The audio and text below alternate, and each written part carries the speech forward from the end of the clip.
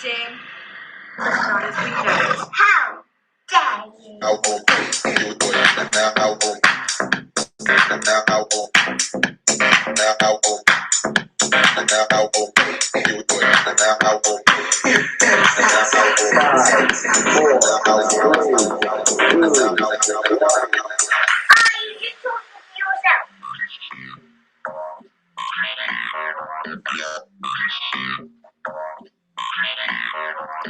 The BashCast, and live.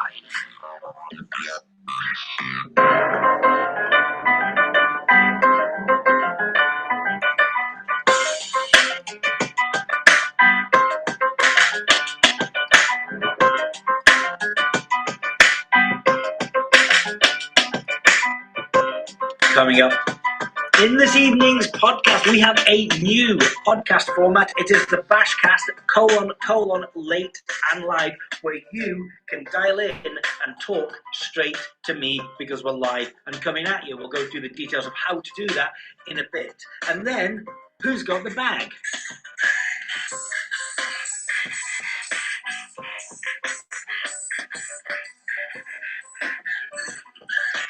Fred is doubling and tripling some odds this weekend, but they're not first goal scorer. Let's dive into the mathematics and the EV of that particular concession. And whilst we're at Fred looking at football coupons, we haven't talked about them in a while, so let's talk through that particular edge, have a look at last week's profits. This is the first edge tool we ever had at Bookie Bashing. At this point in the agenda, the phone lines are open. No point phoning before then. You won't get through. Should be around about 8:30 tonight.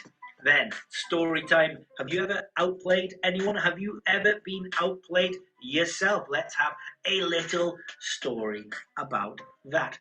Forecast. Forecast is a new standalone tool at Bookie Bashing for finding value in horse racing. So we'll talk about that. Double Delight, Hat-Trick Heaven, what happened last week and what's happening right now as the show is online. Golf doubles and singles from last weekend, and the Ryder Cup is next week. Can we find an edge in it? And even if we can, do we want to bet on that? And coming up in the next couple of weeks, a gluttony of sport. All of that and more coming up on the BashCast : late and live. There we go. The BashCast : late and live. Can't hear myself though. Thought I would be able to, but there you go. So let's just mess around with the audio for 1 second before we get into it. There's always going to be a teething problem right at the beginning. Let's open the sound, and then yeah. Can you come out of my AirPod? Any danger? Any danger of doing that? Apparently you are. Well, I don't hear it, so screw you. Well, I'm just going to have to trust that you can hear me. So, new podcast format, and the reason that is that people can phone in and talk to me. They can dial a number. Now, I'm not going to take any calls until 8:30, so don't bother dialing. You can dial until then, but I'm not going to let anyone in because I'm going to do a little bit of podcast first. But if you want to dial after 8:30, you can dial in. You'll sit in a meeting room, and periodically I might just let somebody on. Maybe you've got something to say about what's been going on. Maybe you've got a question. Maybe you've got a joke. Whatever it is, you can join us on the BashCast by phoning the following number. Now, I'm going to give you a lot of numbers now. You don't need to remember them because they're underneath the YouTube video if I've saved it properly, which I think I did. Give that page a reload. It should tell me. Yeah.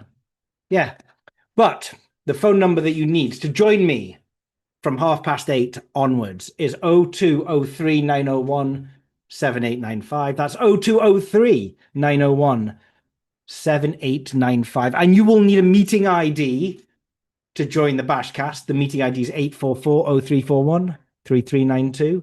That's 844-0341-3392. And finally, you'll need a passcode. You don't need a participant code. Leave that blank. Just a passcode. And that's 083023. 083023, the passcode. You don't need to remember any of that. It's below the video. You can pick it up then. You can dial me now, but I won't answer after 8:30. We will answer. Can I ask a question? Which idiot scheduled this during Newcastle versus Barcelona? As a lifelong Newcastle fan, all my family are getting together. They actually invited me to the get together earlier this week. And I said, yeah, sure, I'll go. I'm not doing anything on Thursday. Completely forgot about this.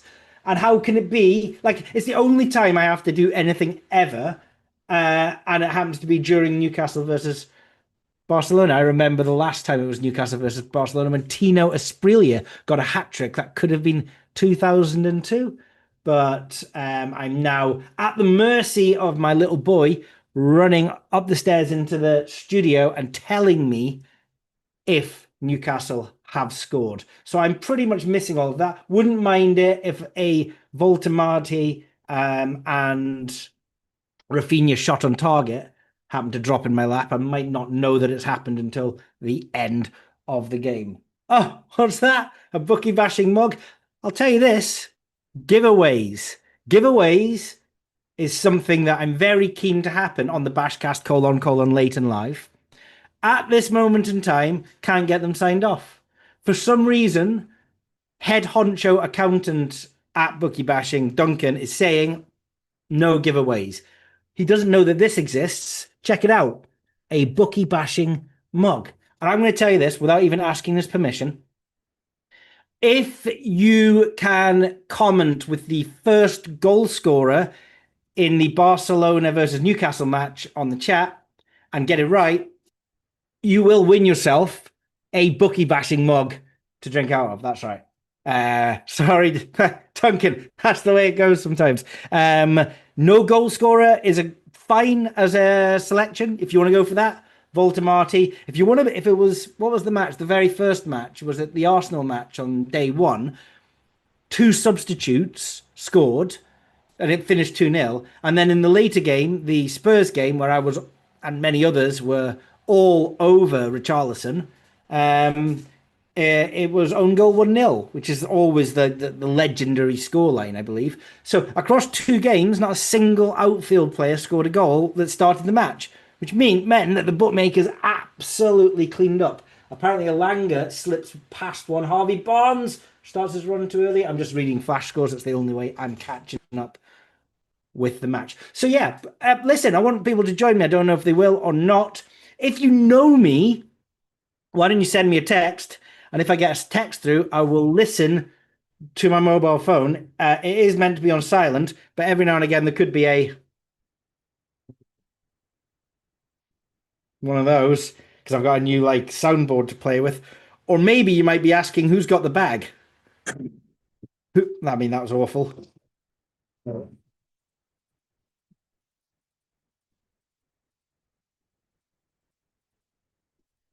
He's got the big. And the bag this week goes to whoever picks the first goal scorer in Newcastle versus Barcelona. If there's multiple people, we'll just have to pick a name out of the hat. Hey, Vivi, if you're watching this, look out on the chat because I'm not reading it. And can you just document anyone that's doing some guessing? Because we're going to have to pick one of those people after the first goal. Oh, you can't hear the sound effects. I've just seen. That's because original sound from musicians. There we go. Now we can hear it. Hey, who's got the bag? Got the bag.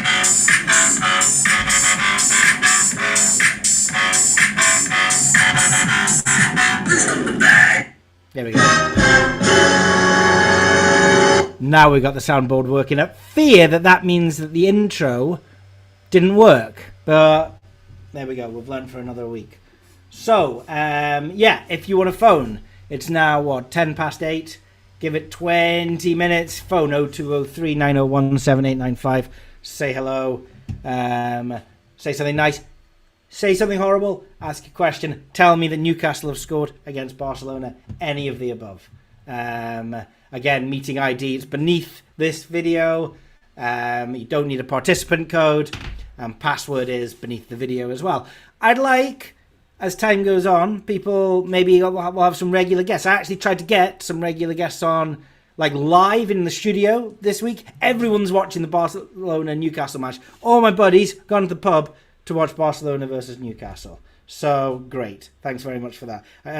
First text does come in, though, from this is Pete Ling from SBC, who does plan to join later from the casino. Always bet on black, Mr. Ling. I'm loving this. I've always wanted to be a live talk radio desk jockey. The other thing is, when I do the BashCast, okay, one of the reasons why I did 233 episodes up until February and then 2 in 2025, one of the reasons is we found it difficult to continue talking. But at the same time, another problem was it could take me up to 8 hours to do a 1 to 2 hour BashCast because there's lots of edit points in it. So I would maybe think, oh, I want to know this particular statistic about goals or the Premier League. And I would just press pause, go and look it up, and then come back to the BashCast. If I make a mistake, I would stop, edit it, and then stitch it back together. And it would be seamless. Nobody would ever know. I mean, you probably did know, but that's how I like to do it. And so a 1 to 2 hour BashCast, like I would come back the next day and then continue agenda items and things like this, could take me like 8 hours, a couple of days. At least now, it starts at 8 o'clock, it's finished at 10 o'clock. And so there is a finish time, and that means we might be able to do this regularly. So it might be every fortnight if it works. Maybe it doesn't work, but this is the testing ground right now. So yeah, for the last time, if you want to phone in, 02, I've always wanted to do this, 0203 901 7895. That number is 0203 901 7895. I found this hat in San Sebastian this summer. Oh, here's another thing about San Sebastian. So we took a break from doing videos over the summer. I have been asked, are we going to do any more videos? Because the videos have stopped. We had a break. Every summer, it's very important just to take some time off, especially from this ridiculous pastime that is profitable gambling, because it can eat away at you. It can start to ebb away at your soul. There's something inherently selfish about the pursuit. We're not doctors. We're not humanitarians. And so we're just really... This is a game where we're just taking from the other side, the person on the other side of the bet, be that a bookmaker, an exchange, a shop, whatever. And so, unless you're some sort of narcissist, there's no way you can do that 365 days a year. So we had some time off over the summer. I went to San Sebastian, where I found in San Sebastian this fedora. Or, should I say, the fedora found me. And now, I am Humphrey Bogart. And I will not have anyone tell me that I'm not. And this fedora will probably be with me until the day I die. So, yeah, it's definitely the BashCast fedora. Like that. And that time off, what was the other question that someone... So somebody asked, are you going to do the videos again? Well, it was just August time off. And then we're back to maybe a routine. Can't always do the same thing. So before I went away, we were doing these golf double videos. I didn't think... I wondered, am I going to stop at 12 or continue them? Well, I have recorded another one. It's not uploaded yet. Actually, I lie. It is uploaded. I managed to get it done just before this BashCast. But my marketing manager said, don't publish it at exactly the same time this goes live, because then people will be away watching that and not listening to this. So it'll be available at like 10 o'clock, or if this finishes at 9:30, it'll be available then. And it's just week 13. It does include 2.5 minutes of my summer holiday, like 42 days condensed into 2.5 minutes. I don't even care. I can't simply do week after week of going into the shop, getting the coupon, placing the bet, and going back into the shop, right? There's got to be some interlacing of how that works in, like, the modern world or my life, juggling the children, because I try and do it when I take them to acrobatics, then nip down to Betfred, nip up to Ladbrokes, which are my 2 local shops. There could be more if I had more, but I don't within a few minute walk of the kids' acrobatics class. Get the bets on. There wasn't that many, actually, for the French Open this week. On a handful. On a guy that's 1,000 to 1, by the way, for the first time. And isn't he doing well? It's a little bit early after round 1. But yeah, Dingermishes is only 1 shot off a place. And at 1,000 to 1, I will take that. Not that I should have staked higher to him. Easy to say now, isn't it? So that video is actually sitting live just now. It'll be available. I'll click live on it after the BashCast. Right, I've only got like 6 agenda items to get through now in 15 minutes before people start phoning up. What's first then? This is the point in the BashCast when I would have a topic break, and then I'd go and have a drink of water at a break and then get back into it. Now, it has to be seamless.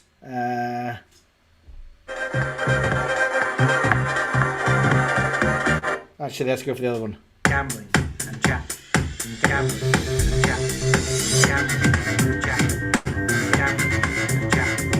Gambling and chat.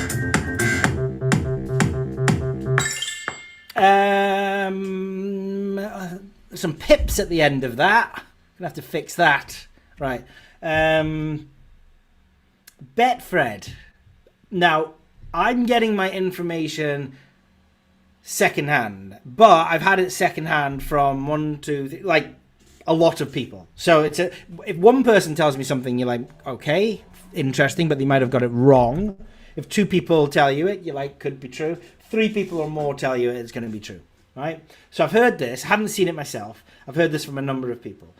Betfred have the Double Delight Hat-Trick Heaven concession, where in first goal scorer, and I love it, they will pay out if you get it correct, if you get the first goal scorer. They'll double the odds if you get the second goal scorer. So that's 5-1 goes to 10-1, 11-4 goes to 11-2, that kind of thing, right? So you don't obviously double your stake, but you double your winnings. And then treble the odds if they get a third goal. Always makes it very interesting. Also interesting how, like, in 1,000 double plus EV Double Delight Hat-Trick Heavens that I've monitored over the last few years of Bookie Bashing, there's only been 7 Double Delight Hat-Trick Heavens, of which I think 3 were Haaland, possibly 4 were Erling Haaland. And I think have I doubled up on him today? Yeah, we've doubled up on him again. Now, I don't know if Man City have scored or not, but I have not seen the comments FFS on my gambling group, so I'm going to presume it's still 0-0 in the City game.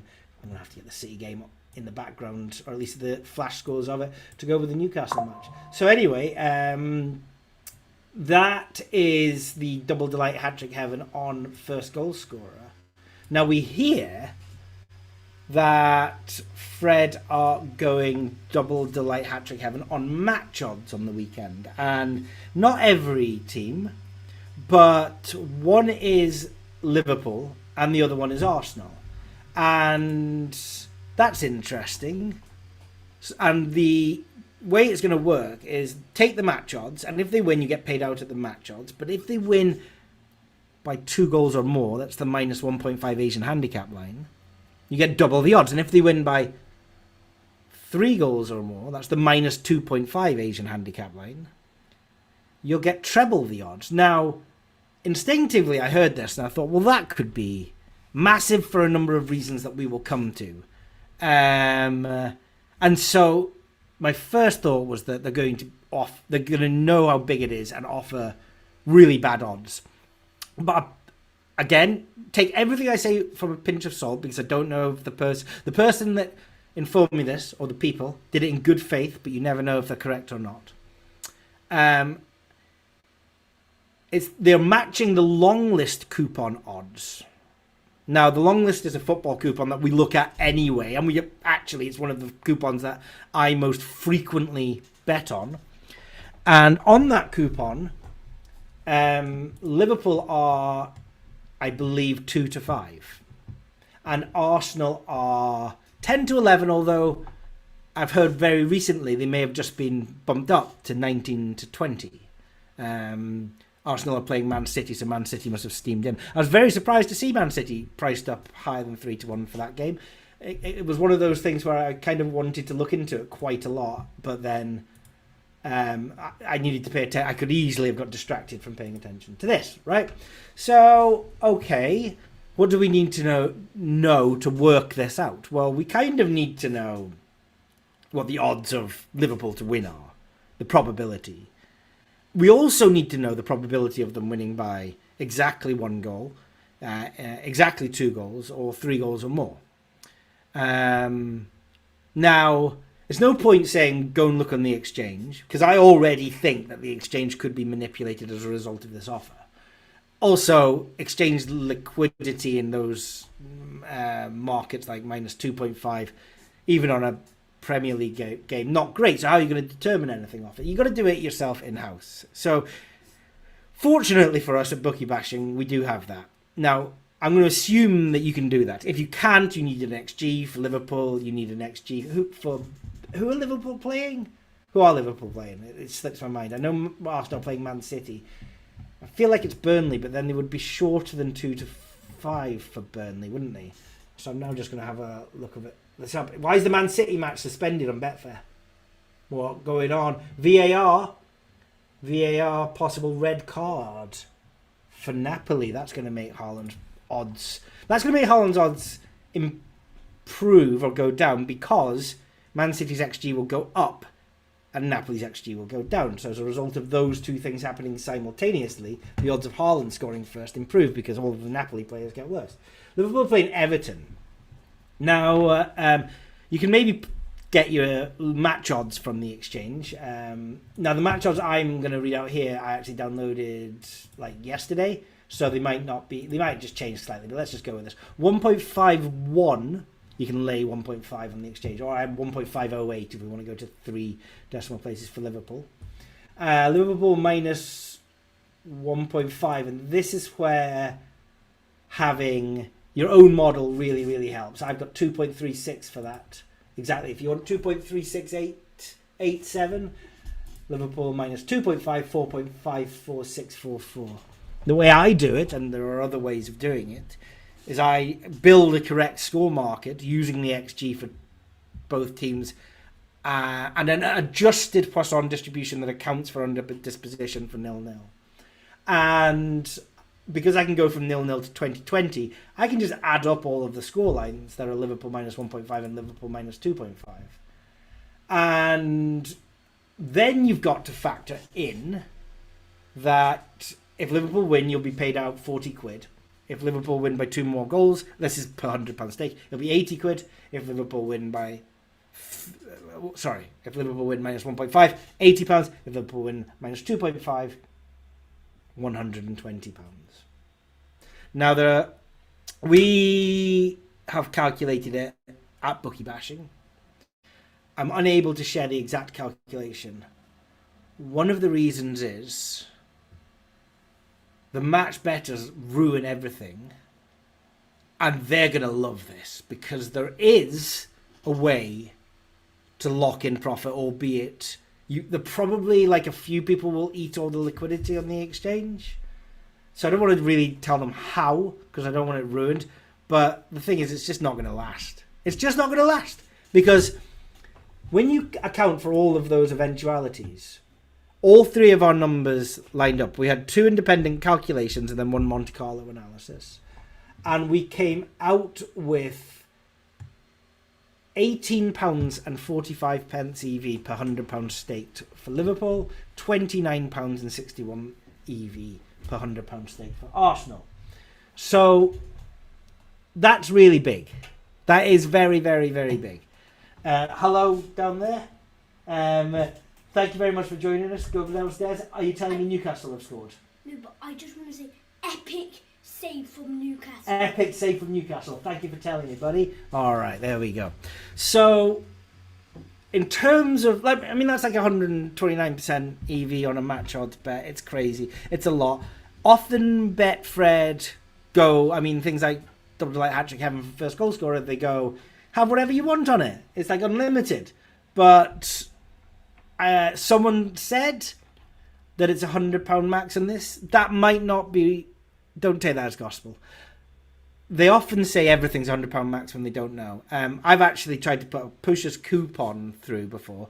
We know for a fact that the PTL, permission to lay limit on the pusher's coupon, is £300. So you try and stake £301, they've got to phone up and get permission to lay the coupon. For that reason, 35 times £8.50 is £297.50. It just sits under the PTL limit quite well. But I've gone in before, put the pusher's coupon down, and they've said, maximum £100, because they confuse because everything's a push at Betfred, the bonus king. They confuse the £100 limit that they put on the boosts, which they call pushes, with pushed horses prices. which they call pushers, and the pushers coupon, which they call pushers. So no one's at fault for them being confused about that, but I was like, okay, I mean, I know I can have more than £100 on it, but I'm not going to argue. It's not worth the time.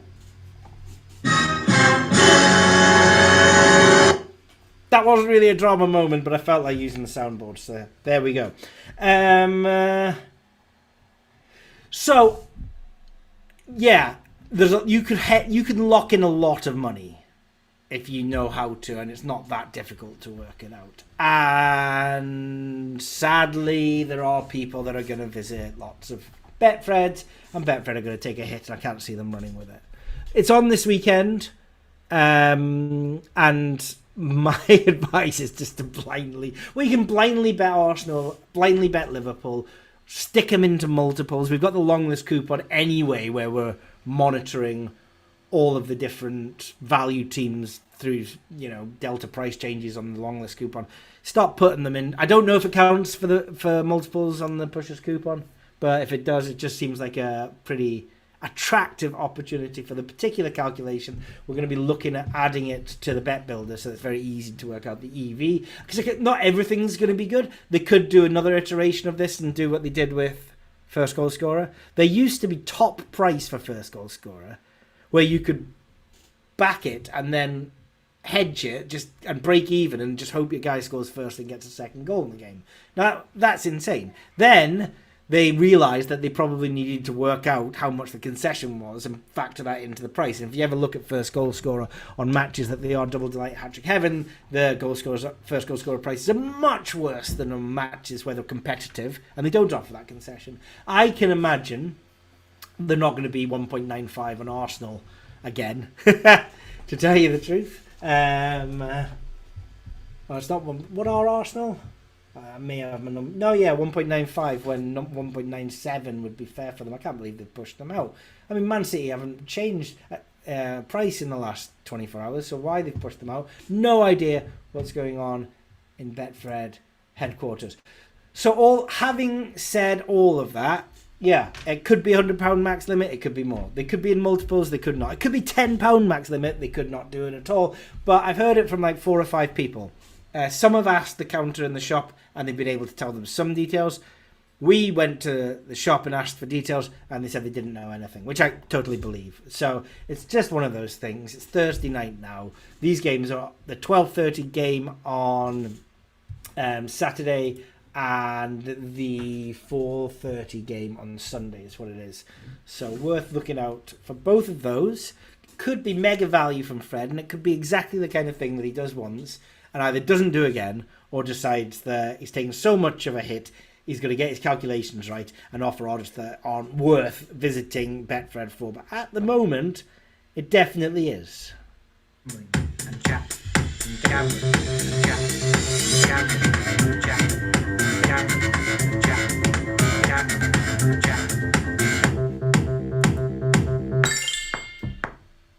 I don't like that ding, ding, ding at the end. I'm going to have to fix that for next week. Harvey Barnes runs onto the ball inside the box and smashes it into the bottom left corner. It's a great effort, but an even better save from Jean Garcia. I wonder who the shot was that my boy came up and told me about. He might have got confused. He's only 7. He might have got confused with Newcastle pulling off a great save and Barcelona pulling off a great save. Lewandowski climbs high and his head's wide of the post. Harvey Barnes again. Rafinha sends a pass in. Doesn't look like there's been many shots in this game. Stats, let's have a look. We've had one shot. We've had 3 shots on target. I can't tell who they're from. I wonder if Rafinha or Voltemade. How do you say Voltemade, by the way? Voltemade. And no goals for Man City. Although, yeah, Napoli are down to 10 men. I'd love to redo my first goal scorer calculation in Haaland. He's got to be huge value. I think we've doubled. Well, we have. I don't think we have doubled up for double delight hat-trick heaven. We're going to do one more agenda topic, and then we'll see if anyone's dialed in. I know I said 8:30, and it is 8:29, but excuse me, we've only got to number 3 out of 9. So you've got to look at the time here, haven't we? Right, football coupons. We haven't talked about football coupons in a while. And they were the first edge that we had at Bookie Bashing. So let's talk about them. So the reason I think I want to talk about them is last week I drew a blank on horses, and I drew a rare blank on golf. Now my blank, I was on the doubles.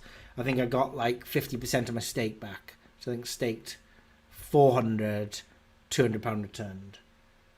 But someone else, one of the nice things about having this golf tracker at bookiebashing.net is somebody else, I don't know what shop, maybe it was a different one to me, but they said that they did 10 times, £1.50 each way bets on 10 golfers in each tournament. And for the life of me, I don't remember which tournaments were on last week, so forgive me for that. Was it Wentworth? Yeah, it was the BMW Championship and the Pro Core Championship with Scotty Scheffler coming. He was 8 shots behind, wasn't he, after 2 rounds, and he still wins it. Scheffler here ruining it for everybody. But he was on 10 golfers in both tournaments. 10 times 10 is 100 doubles. £1.50 each way on 100 doubles. That's £3 stake is £300. £300 down. And I think he said £2,500 or £3,000 back. I don't know how he did that. I know what's his chops, Koivunen, who is still an amateur over in the PGA in America, was decent value everywhere. A bit like how Elvis Smiley was just decent value everywhere until all the bookies decided to cut him, and I think he went even par in round 1, which they'll be happy with.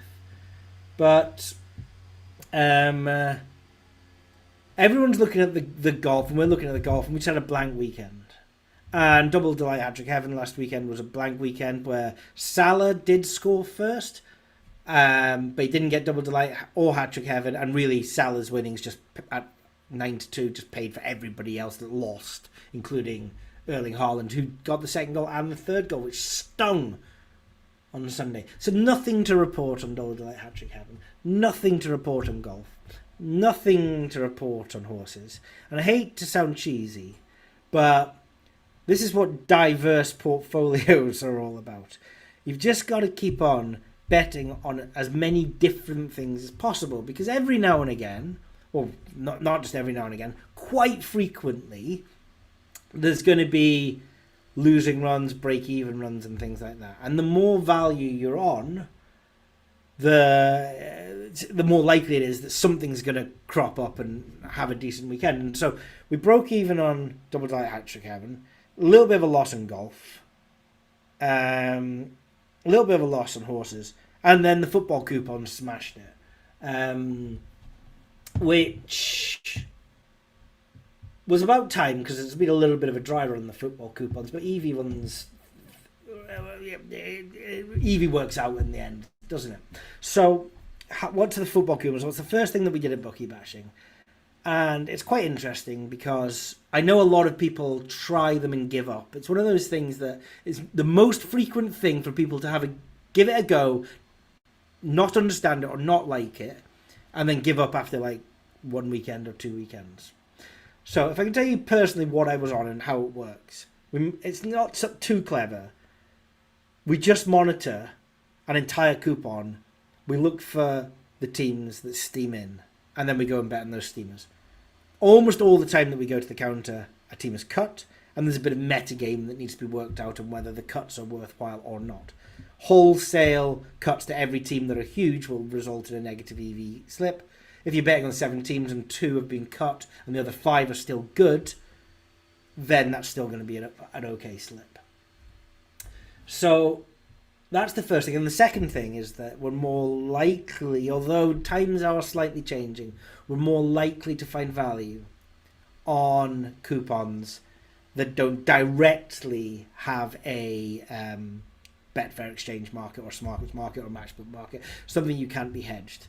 Back in the day, the sharpers would go to the shop, they'd stick £500 down on a Greek third division match, and they'd go to numerous shops, and then they'd do that as many times as they could, and then they'd just lay the bet like that. And so all of those match odds gradually got cut quicker. But there's loads of coupons, and there's loads of value to be had. And if we can price up team to score 2 goals, team to score 3 goals, team to win and 2 or more goals in the match. Things like that. Those will be liquid in the English Premier League, but they're not liquid in League 2. And so we can find more value there simply because fewer people are going into the shop and smashing them and ruining the fun for value bettors like us. So I picked out 3 coupons. One was at Betfred and 2 were at William Hill. Now, one was a match odds coupon. In fact, it was that long list that we're talking about that Arsenal and Liverpool have been taken from for the weekend coming up. And it's 7 teams, and those 7 teams were Preston, Bristol City, Plymouth, Salford City, Forfar, Spartans, and the draw in Manchester City versus Manchester United. And that finished, well, a loss, a win, a win, a win, a loss, a win, and a loss. So 4 losses. But actually, one of those wins, Plymouth against Luton, was at 5-2. I did actually set up a little tab here where I collected the data for that game. Plymouth versus Luton. What happened in that game? 3-2. That's a hell of a match. It was 2-1 at half time. And then Ibrahim got his second goal in the 75th minute to win it. And that was with 10 men. So well done Plymouth, because they were 9-2. And they must have steamed in for a reason. I don't know if they were higher than 9-2 before the match. Whether something had happened to Luton and some of their players, we don't know. I don't care. I don't follow that. But that was a decent return. However, it got a little bit better over at William Hill. 2 or more goals and team to win. 7 teams again. I always like to do the top 7 teams, even if teams 6 and 7 are like 100%, 99%. Because they've still steamed in from the original price point of 91%. And those teams were Wigan, Bristol Rovers, Swindon, Aberdeen, Montrose, Elgin and Real Madrid. And of those, only a single team didn't win with 2 or more goals in the game. And that was Montrose at evens. Oh, sorry, they weren't evens. They were 3-1. But, I mean, had that won, that would have been a times 20 payout for the overall coupon. So we had £140 on that. The coupon would have been £2,600 with bleeding Montrose there. And the other one, sometimes you get a little bit of crossover on this market, but actually this time we didn't. It was team to score 2 or more. It was a Sunday one, actually. That's why we haven't got any crossover, because the team to win at 2 or more goals was Saturday. And if we'd looked at team to score 2 or more goals, a lot of the same teams would have been on it, which is fine as long as we've got an eye on overall staking and we don't have one team just kill us across multiple tournaments, multiple coupons. That's just something to have an eye on. But it works in both ways, because if something's really great plus EV, you probably do want them more than once. That means you can unit loss stake the same amount on the coupon, but you just get on more than one coupon, and that's your form of Kelly staking on it. And the team to score 2 or more, 2+ goals for Levante, Rennes, Bern, FC Andorra, Werder Bremen, Paris FC and Göztepe. And in those matches, Levante 2, Real Betis 2, they got their 2 goals. Rennes, 3 goals for them. Bryn was the team that let us down, but FC Andorra got 3 goals against Cordoba, where my brother used to live. Werder Bremen got 4 goals. Paris FC, away to Brest, got 2 goals. Oh, and Göztepe also did not get their 2 goals, but that was a very, very decent return for that. I haven't written down what it was. But, again, just because those coupons did well last week, it doesn't mean that they will next week, and they haven't actually done too well for a couple of months, but all of a sudden we get a weekend like last weekend, it just kind of starts to pay. You know, we don't just come back to zero, we bumper back up to healthy profits. So yeah, that was decent. Was there anything else in my list of things that I was on unusually that I wanted to talk about? This is where you would probably have a little break. This is not the end of the topic. Let's just give myself a second. No. That wasn't enough time. The Salah that I talked about, that was an okay lucky 15 for 400 quid, but nothing spectacular. And then just a bunch of golf places. But I mean, the golf was break even or a small loss, so who cares? The Aaron Rye placed, Koiven place. I saw that AK could have been taken for a little bit with the Koiven. Who did Sadier lose to in the playoffs? Sadier, Alex Noren. So somebody was on the Alex Noren Koiven double and looked like 100 quid. The double was probably a few hundred to one. So 100 quid at a few hundred to one. 50,000. I mean, one big double stake. I get nervous at 3 quid sometimes. This guy had £102.50. Two, why don't we have AK bets on the trackers at Bookie Bashing? There's 2 reasons actually. One, used to be a member of Bookie Bashing. What am I going to do? Like, I'm quite friendly with Anthony. I just don't want to. I'm in the business of taking proper money off bookmakers, and so what am I going to do? Like, just encourage a community to take money from them? That doesn't feel fair. But secondly, having had a look at what he does, I think he's quite astute in his prices and his terms. And whilst I don't know the particular details of this person's bet or the model that they used to benchmark whether it was plus EV or not, my suspicion is that under my mathematics, that wasn't a good bet. It was a good bet for Anthony. It wasn't a good bet. It wasn't a good double for the person that had it. I don't have all the facts. That's my initial reaction. So I think AK would lay that all day long, albeit at a few hundred to one. If that's the only double the guy had, he needs to wait a long time to recoup the money from him in the future. We're talking years here. So I don't know. But just instinctively, I don't think there's much value to be had over at AK Bets for golf because I think he's very good. I think he's very good at pricing, but very clever with the place terms, allowing him to be top price on quite a lot of attractive golfers. I don't mean good-looking golfers, but I don't know who can deny a little bit of Victor Hovland. What I mean is that there are certain golfers that a lot of recreational punters like to bet on, your Rory McIlroys and things like that. And he's very good at pushing them out to top price, while still they're probably not a plus EV proposition, even at top price, for various reasons. That's why. Okay, it is now 42 minutes past 8 p.m. I'm going to play a little topic break. We're going to get into a little story time. But during story time, if you want to phone up and talk to me, ask a question, make a statement, tell me a joke, you're more than welcome to. If you want to contact me on the BashCast, the number to call is 0203 9017 895. It's going to be hilarious if nobody dials in after I've bigged all of this up. But that's the risk that we take. 0203 9017 895. You will need a meeting ID.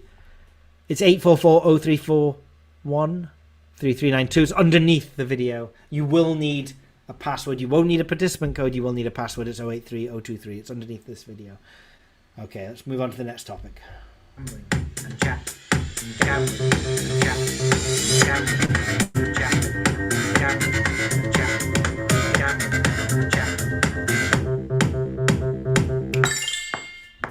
I need to get rid of those clicks. Nobody has won the Bookie Bashing mug yet, although no goal scorer pickers. Could be in with a shout, I'll tell you that. Whereas 0-0 for Newcastle Barcelona. I've lost the Man City score, so I'm just going to have to open that up again. I've got 700 tabs open on this Chrome. It's going to crash things.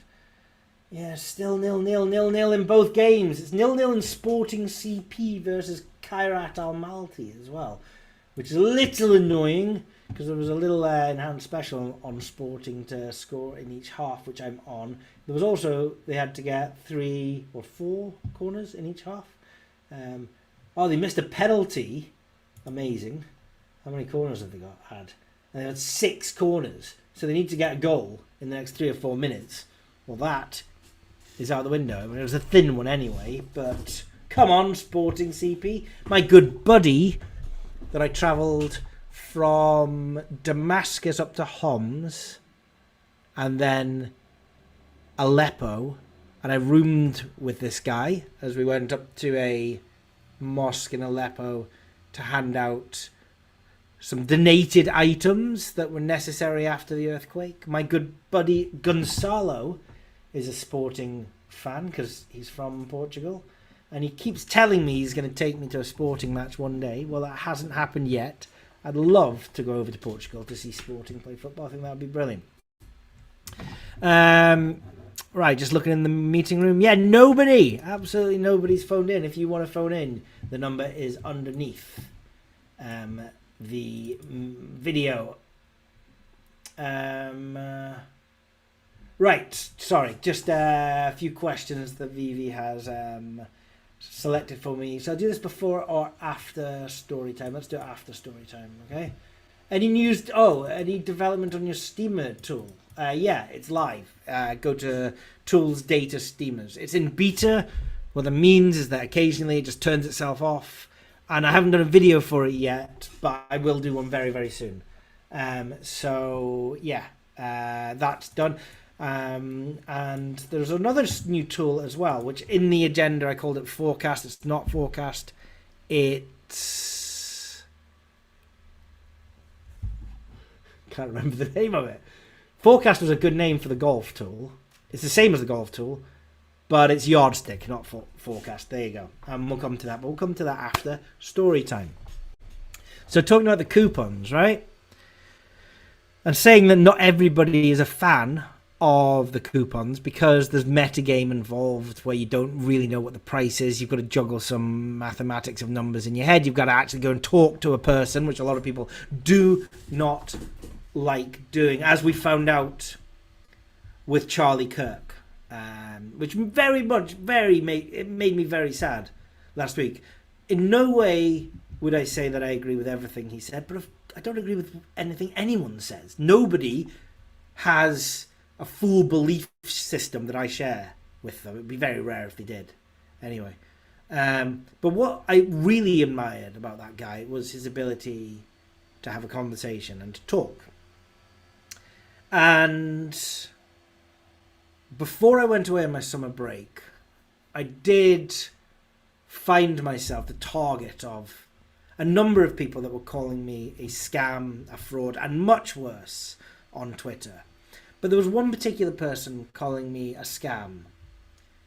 I'll tell you who it was. It was tip_advisor1. He really annoyed me because when he called me a fraud and a scam, and the guy has thousands of followers, what I said was, I will give up my time for 15 minutes and have a telephone conversation with you. Not an anonymous profile picture under the name TipAdvisor1, but a real person with a name, it's your first name if necessary, and a real voice, not a keyboard warrior.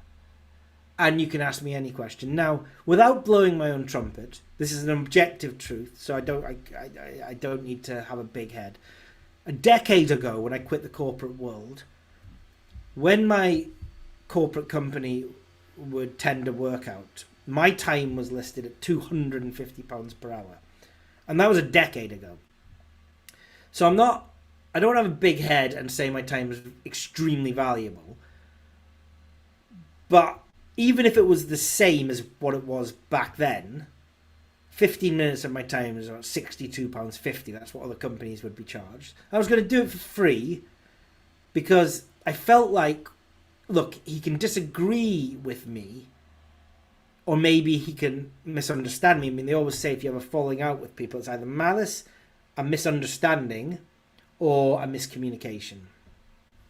No, a mistake. That's the third one. Sorry. Malice, a misunderstanding, and a mistake. Those are the 3 M's that it could be when you have a falling out with someone. And I didn't want to believe that he was being malicious. I thought it was a misunderstanding. So I'll talk to the guy for 15 minutes. And he didn't want any of it. He rejected the offer and just continued to call me a fraud or a scam. And I tried to bat it away and then realised I'll be here at 2031 going around the same circle with this guy if I continue talking to him. He had his offer. He rejected it. He continued to call me a fraud. We're done talking now. My time's too important to tell you the truth. It's what it is. Now, whilst I'm having to talk to anyone, back in the day when we were doing football coupons, we were probably a little bit too open. We had a Discord platform until we shut it down for various reasons that aren't important to this story. And we had 2 new joiners at Bookie Bashing, 2 new members. And they joined Discord. And they asked questions about absolutely everything. So, the horse racing tracker. What happens when the feed goes down? How does this calculation work exactly? If there's no data, what do you do? Oh, sorry, the calculation. Could you just explain this part of the calculation? Got it. Okay. And then the early payout tracker. I mean, what if there's no lay data? What if there's no exchange data? What's the calculation? How have you done that? How do you rank them? What's your EV calculation? What does n.odds mean? All of these questions. And we're just happy to answer every single one. Okay? And then they moved on to the coupons tracker. And they tried to go and play some coupons. And they did ask questions. And I remember one of them turning around and going, there's absolutely no value in this. And I said, this is how Bookie Bashing started. This is what we did at the beginning. We were a team of shop bettors that would go around and place trebles on football coupons. And I've personally made a lot of money out of it. And I know a lot of other people who have as well. Now, times are different now, and we do it differently now. Back in those days, we didn't have the live models. I'm trying to shut that beep up, but I can't, which is particularly annoying. So I'm sorry about that live beep that's going on in the background. But anyway, yeah, back to my story time. They just weren't convinced at all that if you got to the counter and you saw some cuts, that it was profitable. And so they moved on. Now, these 2 gentlemen were directors of a company. We did not know this at that particular time. And they tried every part of Bookie Bashing, by the way. They even signed up to the API of our sister company, Oddshawk, that provides data in real time on bookmakers' odds for horses and things like that. Very difficult thing to do because you've got to read all the odds at all the horse races at the same time. They even joined that, which is like £1,000 a month over there. So they were really engaging. And then they just disappeared. And we didn't think anything of them. Until we got tipped off that they were directors of a company. And there were 3 directors of the company. And it was member 1 and it was member 2. And it was a gentleman called Sam Stoffel. And this company ended up having a very large contract with a service called Outplayed. So the 2 directors and Sam Stoffel owned this software company. And they came up with some technology for Outplayed. They came up with 3 trackers. They came up with a horse racing pro tracker. They came up with an early payout tracker. And they came up with a bet tracker. They did not come up with a coupons tracker because they'd gone and asked all of the questions on the horse racing tracker. They even called it the horse racing pro tracker. We called it horse racing OH when we got the feed from Oddshawk, but no one knew what OH was, and we had to change it. So we just changed it to horse racing pro to differentiate it from the original version, which was horse racing basic. We were going to shut horse racing basic off, but there's actually benefit in having 2 trackers running at the same time because we might have one tracker go down. There's slightly different horses, but there's still plus EV and other meta reasons. So we just called it the horse racing pro, and they released the horse racing pro, and they released this early payout, and they released the bet tracker. The bet tracker wasn't great because everything was benchmarked not against in-house models, but against the exchange. So the exchange becomes,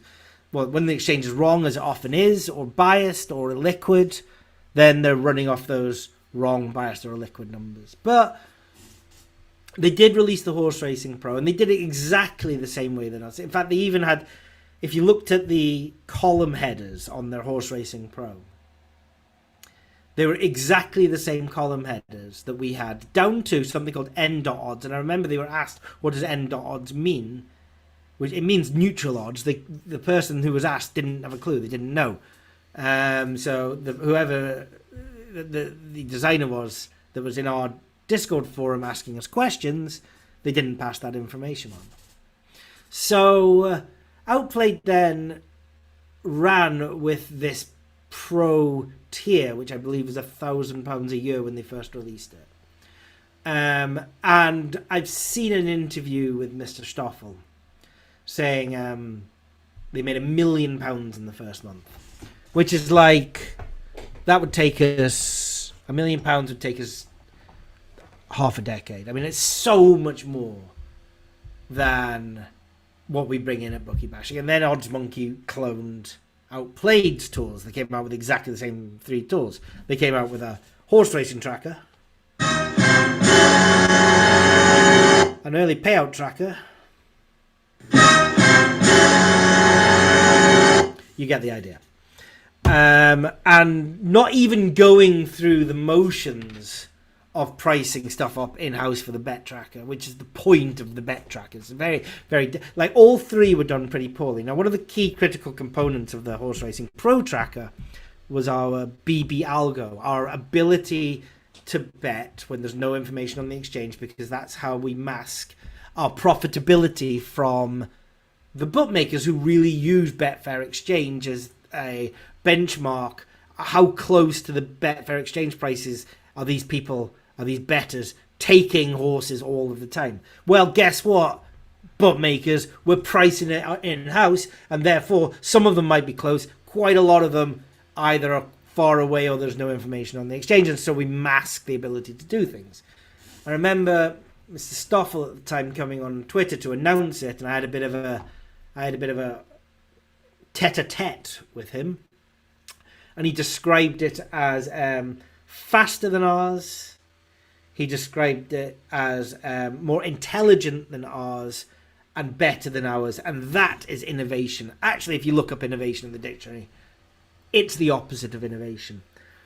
We did consider legal action, and we took some legal advice. And then something interesting happened. Guess who came knocking on our door? Why, it was none other than Mr. Sam Stoffel. I don't think I'm overusing that sound effect yet. And he was very interested, he said, in Bookie Bashing, but he'd never heard of us. Now, at this time, it was a bit weird that he was interested in us, but I'd never heard of us. When Horse Racing Pro was released in Outplayed, a lot of the members, I remember seeing the screenshots, they said, you don't have any results, can we just use Bookie Bashing's results to see how profitable it would be? In which their moderators, I think, said, yeah, go and have a look at what Bookie Bashing do. We've got the same model. It's crazy. Come and sign up to our service. If you want to know how good the results are, go and have a look at Bookie Bashing's. But he claimed never to have heard of us.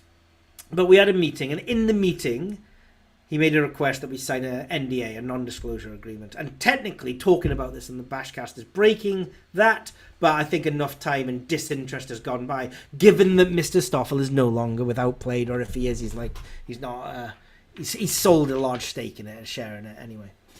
And the reason was to sell the NDA was there was interest in buying Bookie Bashing. Now, I particularly wasn't interested in selling it, but you've at least got to hear the offer. I mean, if they're going to offer £1 billion, trillion, bazillion pounds, then the answer might not be no. That's all I'm saying. You've got to hear, haven't you? But my guess was that it was I over price. I think the value of my company is higher than what I think other people would think it was. And also, I don't necessarily do it for profit. I mean, we never, before Outplayed did what they did, we never advertised or sought new customer acquisition because we had a very loyal base that would resubscribe month after month. This is one of the things that you have when you have a profitable community and not an unprofitable community where you're always worried about acquiring a new customer base and decay, because at some point even your long-term customers are going to be losing. So we'll hear what he's got to say. And so signed the non-disclosure agreement. Would you be surprised to hear that that was the last we ever heard from Mr. Stoffel? We did chase him up a few times, but over the course of the next 18 months, as their outplayed pro horse racing tracker was pushed, and what they did was so bait and switchy, because they'd say, come in and do the matched betting, which is risk-free. And then some people would say, well, there's no more risk-free bets left, or I'm getting immediately restricted. I say, ha, ha, ha. But you're here now. What you should be doing is subscribing to the pro tier, where value betting's where the real money is. It's like they get away with the advertisers by saying it's risk-free. They don't mean it, because when you're through the door, they're pushing you towards the non-risk-free stuff. I mean, it didn't seem to be honourable, if you ask me. 1.5 years after all of the NDA and all the shenanigans. Oh, Sam Stoffel sold his stake. How much for? Nobody knows. He's been on a number of different podcasts. He sold it for between 3 million, 5 million, 10 million, 50 million, and 100 million. I've heard different figures come out of the guy's mouth. This is for how much he's made.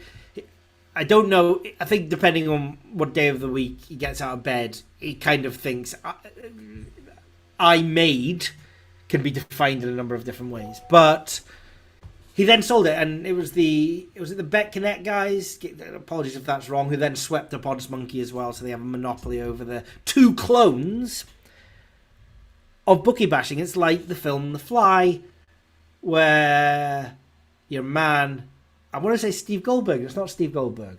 It's definitely not Steve Guttenberg. He was in Police Academy.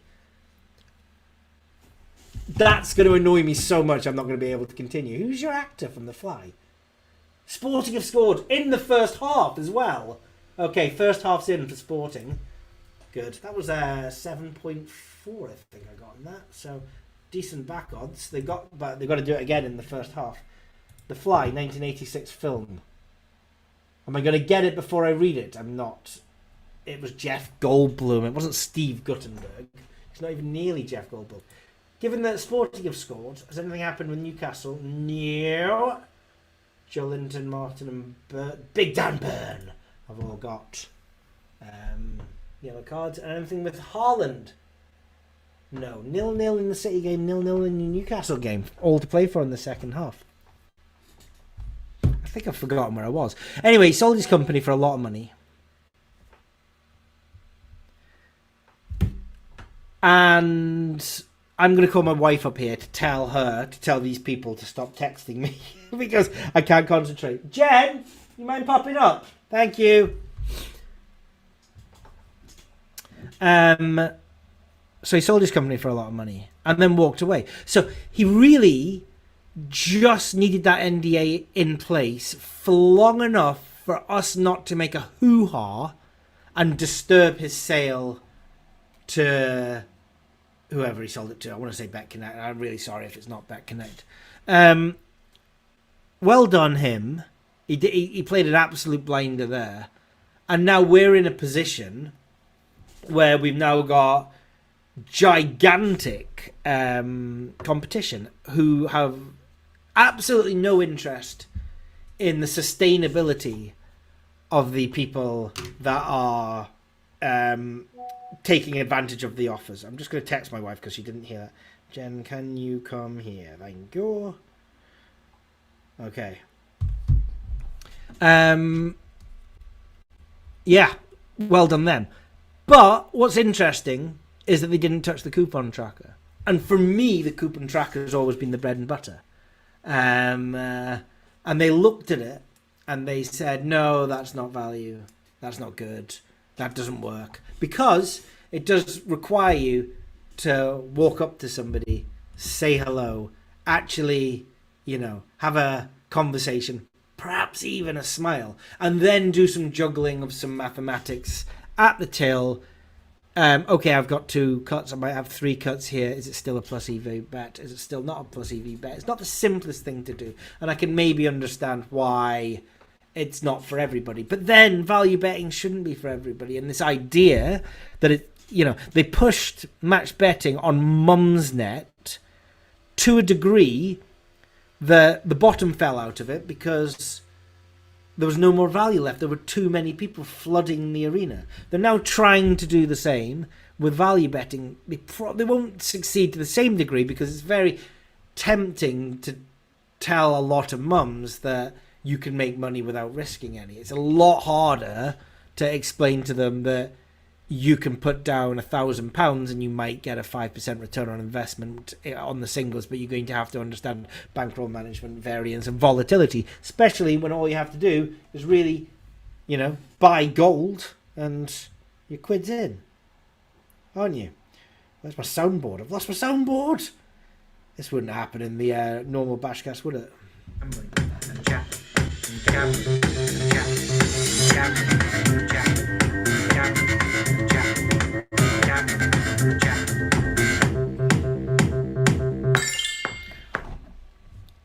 Click, click. Nobody in the meeting room. Listen, it's 9 o'clock. It's 5 minutes past 9. If you want to join me on the BashCast and say hello, ask a question, then you can dial in. Do I remember the number off the top of my head? I know it's 0203. 0203. That's not the right link and I don't remember it. Where's pins? Here we go. There we go. 0203.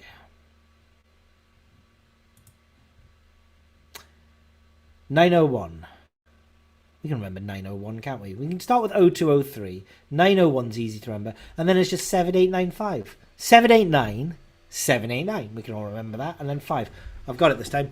0203 901 789 5. Easy. 0203 901 7895. And just use the meeting ID and the password that is below this video. Phone up. Say hello.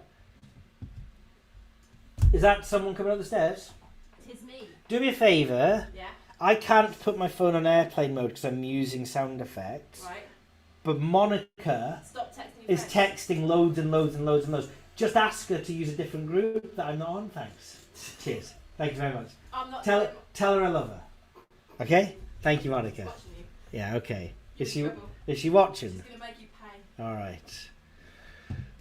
Okay, we got a new tool. I said in the agenda, because it was pre-recorded, it was forecast. It's not forecast, it's yardstick. You can go and use it now. The link's not up in Bookie Bashing, but I reckon we'll get the link up tomorrow. You can go and use it. It is something that's been requested quite a lot, and I mentioned it in February and used a beta version of it, a beta version of it at Cheltenham.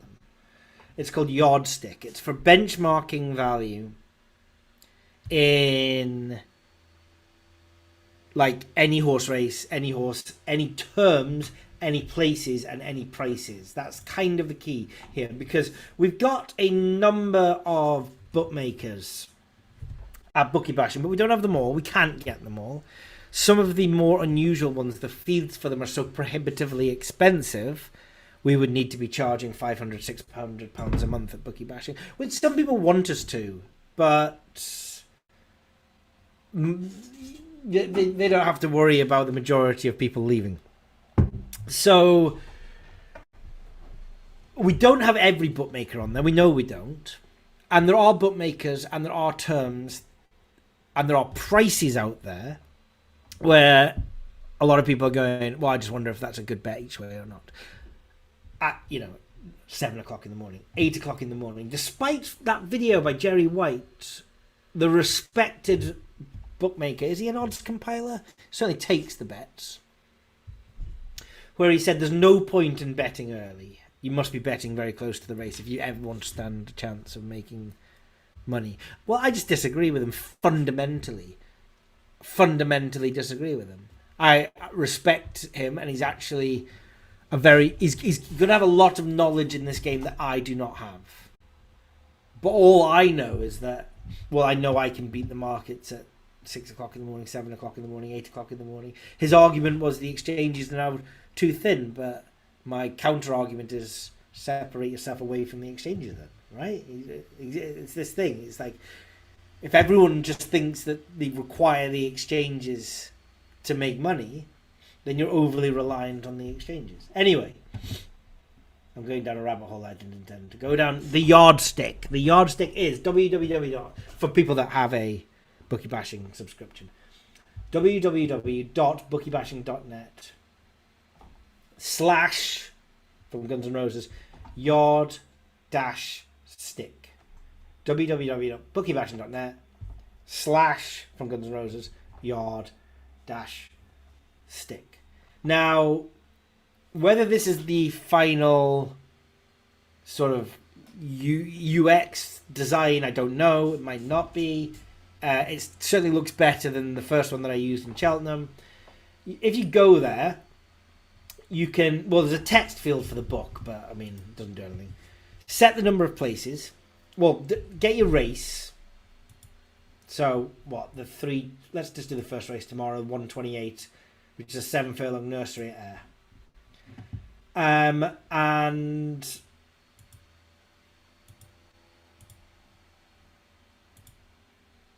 I now have to feed back to my colleague in real time that it's not updating. Worth checking. Let me do this in real time, please. Worth checking the 1328 on the yardstick. I'm changing odds, but EV not changing. Listen, it's beta. We have a version of this for golf forecast. There's a very big difference between golf and horse racing. There's 60 horse races a day, and you have to keep up to date with what the neutral odds should be for every number of places and every set of terms, and also flush those races out and bring new races in, which you only have to do once a week on golf. So it's like golf, but 99 times more complicated. Just now, I don't know if we've broken it because I've mentioned it on the BashCast and a few people have logged into it, but you're meant to be able to take any horse in that, race at Ayr and set your places, and if you change the odds to whatever you want, I'm going to change the favourites to like 100 to 1, then you'll get the EV, and of course if the favourite's 100 to 1, the EV will be like a bazillion%. And that way, if there's any unusual places being offered, sometimes our users would edit the shop terms on the Horse Racing Pro tracker just so that they could see what the EV was for any particular horse. But when they did that, they would change it for everybody. So they would do that, and then everyone else would be like, what the hell? I can't get those places in terms. They're wrong, and there'd be a to and a fro. Hopefully this tool sorts out that problem. And yeah, all you have to do is load it up. Now, maybe not now, just because I think I might have something might have overloaded it. But we will do a video on it in the next 5 days. And it's been requested by quite a lot of people. And hopefully can be used at bookmakers, on-course bookmakers. I have to say, the price, I don't blame them. I can only imagine how difficult it is to make a living as an on-course bookmaker. I tended to find that the William Hill at Cheltenham was generally offering more attractive prices. I don't know if that's true or not. The over-owned was better than the independents. I'd rather give the money to the independent. Well, no, I mean, I'm a profitable gambler. I'm trying to make money. So I didn't find a lot of value. I did find some with the independent on-course bookmakers at Cheltenham. Haven't tested it out at another bookmaker. And yeah, if your local bookmaker, your independent, or even your William Hill or Betfred is offering something obscure, or you're just interested to know, maybe there's a boost, get your 9 places here, but whatever, then you can get the each way neutral odds under any terms, 1 to 4, 1 to 5, 1 to 3, 1 to 7, 1 to 9, 1 to 9, using the new yardstick tool at bookiebashing.net. I'm probably not going to go on too much about it just now, because having just tested it on air tomorrow, it might be a little bit glitchy. Everything is in beta when you first release it, and then you fix glitch after glitch after glitch after glitch, and all of a sudden, you've got a working tool. That's how it works. Oh, I thought that was Newcastle had scored. Sporting have not scored in the second half. Sporting update, second half, no corners. We've got to get a goal, and we've got to get 3 corners. Manchester City update, still 0-0 against 10 men of Napoli. Newcastle update, still 0-0. I mean, this is thrilling. I wonder how many people went for a no goal scorer for the Bookie Bashing mug, which is going to be in here for the rest of the BashCast.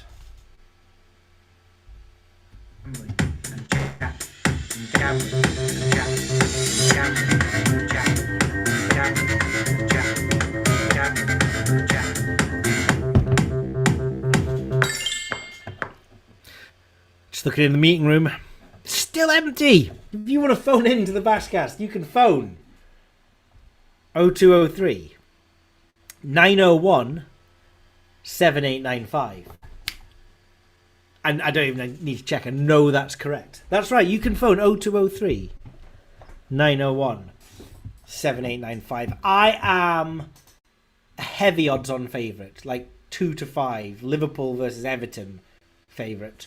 That the under, if the line's set at 0.5, the under might be a victor towards the end of this BashCast. But hey, it's the first one. Still get the podcast out, and maybe we'll have someone join us next week. Whilst I'm here, hey, I'm just going to mention 0203 901 7895. Okay. I don't know if I want to talk about... Oh, well, I was going to talk about Double Delight Hat-Trick Heaven, what happened last week, but then I talked about that a little bit before about... Oh, I've just got a message. Erling Haaland. Oh, I don't have a celebratory sound. Why not? Can't use a drama one. So we're going to just have to ask, who's got the bag? Who's got the bag?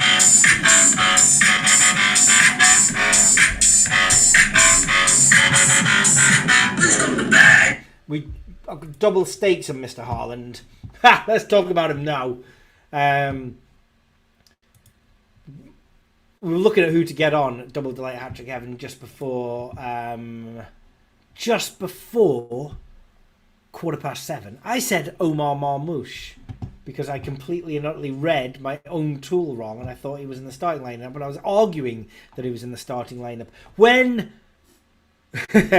my guy who was in the shop finally got through to me that he's just 100% certain that Omar Marmoush is injured. I went to check. He was right. We were already on Haaland, but we managed to go to a second shop and top up on him, and he was 11-4. So we now get 11-2 if we get another goal. Yeah, Phil Foden sends a superb... Phil Foden ruined Haaland for us on Sunday. But, I mean, Double Delight Hat-Trick Heaven needs to be renamed Haaland Delight, Haaland Heaven, doesn't it? Because he's really the only person that... I mean, I'm sorry to say that the mathematics just work out that you don't need a very complicated model to... I mean, it can't be evens. There's always a neutral odds. It's just, for some reason, the 11-4 was good. And we're now going to be 11-2 if you can get a second game. What did Foden do? Superb cross. Haaland latches onto it from close range, plants a header into the bottom right hand corner, leaving Vanja Milinkovic-Savic beaten. He displayed eye for goal there. Excellent finish. Don't know if I love that don't need that from flash scores. Like, I'm happy just to have the facts. I don't need he displayed... I mean, what does that mean? He displayed his eye for goal there. I expect that English is not the first language of the person that's written that, and it's gone through some sort of translation. Still doesn't... I mean, who am I talking to? The flash scores aren't listening to the BashCast : laced, didn't they, live just now, are they? So, well, I might as well talk about it. I don't know if I can bother. I mean, there was the Haaland from the weekend that didn't happen. Haaland from the now that did. Didn't find anything in the Newcastle match. Thought I might find some stuff in the EFL Cup, but I wasn't around. And then I think there was Double Delight in the Forest-Swansea match. Then didn't they?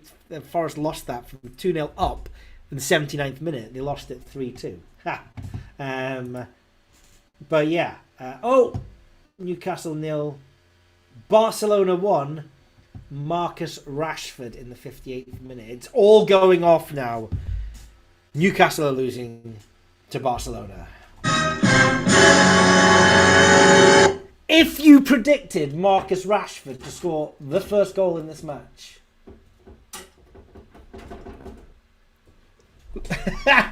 you will win what's inside the safe. Let me just turn the safe away so that nobody knows the combination code to my safe.